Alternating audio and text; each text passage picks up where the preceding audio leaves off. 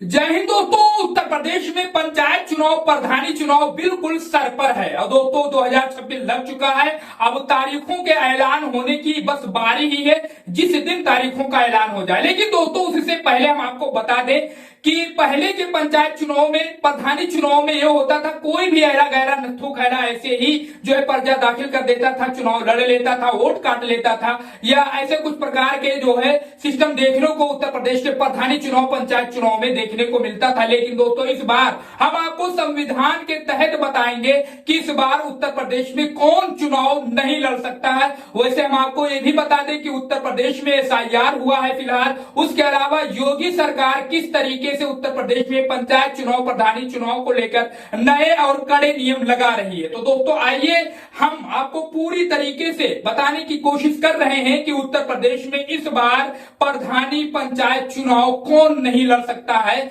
और किसके ऊपर खतरे की घंटी बाज सकती है।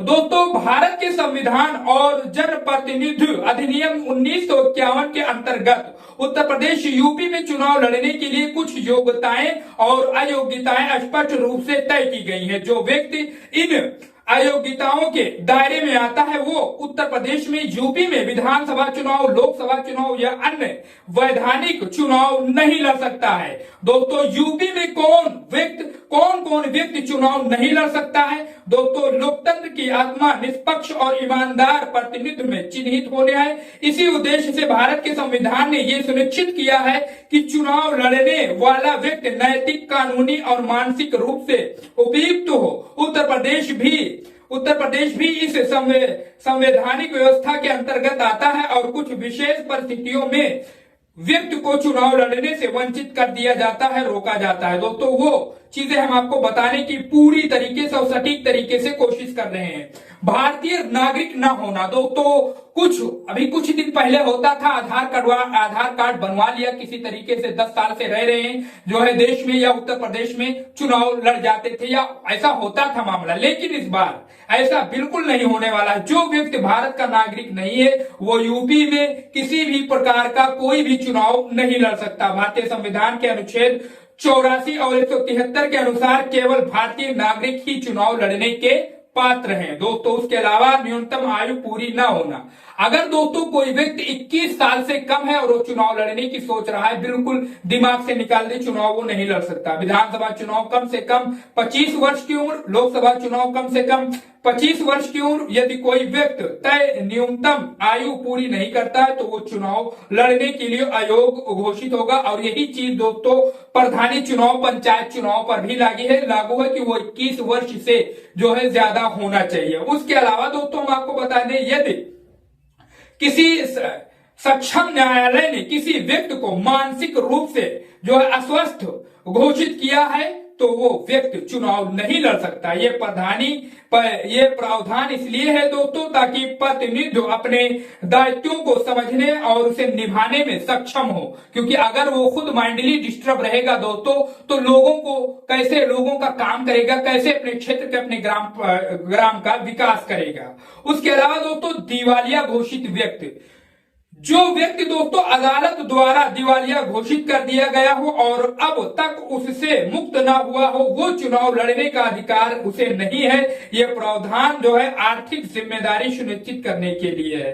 उसके अलावा दोस्तों हम आपको बता दें कि यदि किसी व्यक्ति को किसी गंभीर अपराध में कम से कम 2 वर्ष या उससे अधिक सजा हुई हो, वो सजा को अवधि के दौरान और सजा पूरी होने के 6 वर्ष बाद तक वो व्यक्ति चुनाव नहीं लड़ सकता। दोस्तों बड़ी चीजें और समझने वाली बात है कि जो सजा की अवधि के दौरान और सजा पूरी होने के 6 वर्ष बाद तक वो जो है व्यक्ति चुनाव नहीं लड़ सकता। इसमें हत्या, बलात्कार, भ्रष्टाचार, देशद्रोह जैसे अपराध शामिल है। अगर इस प्रकार के किसी के ऊपर अपराध सिद्ध हुए हैं या लगे हैं, मुकदमा चल रहा है या जेल काट चुका है दोस्तों, वो बिल्कुल भी चुनाव लड़ने के बारे में सोचे ही ना।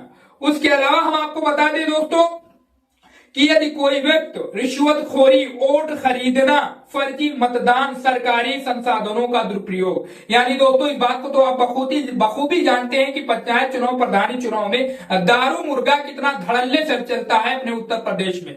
अगर दोस्तों इन सारे मामलों में रिश्वतखोरी, वोट खरीदना पैसे देकर या मुर्गा दारू देकर, उसके अलावा जो है फर्जी मतदान करवाना, इसमें अगर वो पकड़ा गया, सरकारी संसाधनों का दुरुपयोग कर रहा है, तो दोस्तों बिल्कुल भी वो चुनाव लड़ने का हकदार नहीं है, नहीं लड़ सकता है। उसके अलावा दोस्तों सरकारी पद पर रहते हुए इस्तीफा न देना। अगर सरकारी नौकरी है दोस्तों तो आप जानते हैं इस बात को बखूबी, कई पिछले वीडियो में हम आपको बता चुके हैं कि केंद्र या राज्य सरकार के अधीन लगभग का पद या किसी भी सरकारी नौकरी में नौकरी धारण की है और वो चुनाव लड़ने की सोच रहा है, तो ऐसा नहीं हो सकता। पहले वो अपनी नौकरी से इस्तीफा दे, फिर चुनाव वो लड़ सकता है। उसके अलावा दोस्तों हम आपको बता दें कि यदि कोई उम्मीदवार अपने पिछले चुनाव का खर्च का विवरण चुनाव आयोग को समय पर नहीं देता है तो उसे आयोग घोषित किया जा सकता है। जी हाँ दोस्तों, ये भी बड़ी ही पॉइंट वाली बात है, समझने वाली बात है। यदि कोई उम्मीदवार अपने पिछले चुनाव का खर्च का विवरण चुनाव आयोग को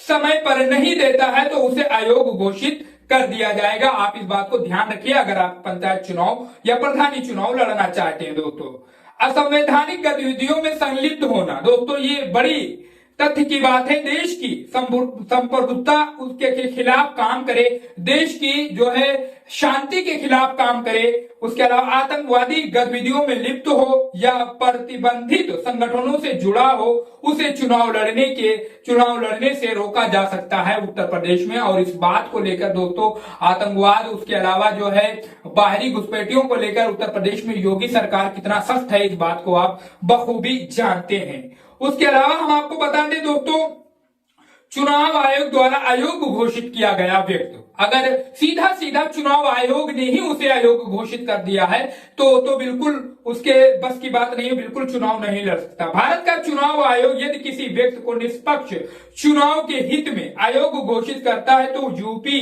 में चुनाव नहीं लड़ सकता। इस बात को आप बखूबी जानते हैं कि जिसके ऊपर चुनाव आयोग का हंटर चलेगा वो कहां से, और देश के यूपी से ही क्या किसी भी प्रदेश से वो चुनाव नहीं लड़ सकता, कोई चुनाव नहीं लड़ सकता। अब दोस्तों जो भी तथ्य थे चुनाव ना लड़ने के कारण कौन कौन व्यक्ति चुनाव नहीं लड़ सकता, दोस्तों बिल्कुल हमने आपको विस्तृत में आपको बताया है। अब दोस्तों इस पर आप अपनी राय कमेंट बॉक्स में बताइए दोस्तों कि क्या ये सही है या फिर कुछ इसमें जो है संशोधन हो सकता था। कमेंट करिए, अपनी राय जरूर बताइए। चैनल को सब्सक्राइब करके वीडियो को ज्यादा से ज्यादा शेयर करिए।